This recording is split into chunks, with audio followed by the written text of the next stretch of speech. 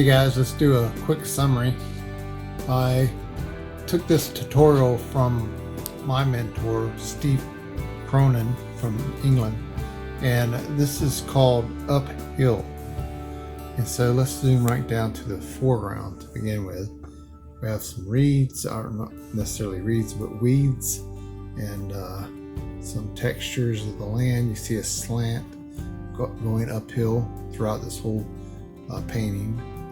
You got your green grass, you got your brown grass, because it is kind of cold and still winter time. It's not really snowing. You got a little bit of snow, spots on the ground where it's been melting. So the grass is still brown. The trees are still without foliage because of the winter weather. And so this continues uphill. You have a man and his dog walking uphill. Got some fence posts here in the background and some brush back behind the cabin.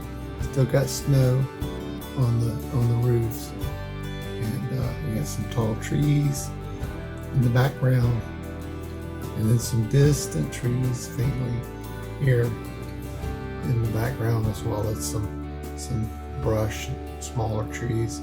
You have the sky, snowy, overcast.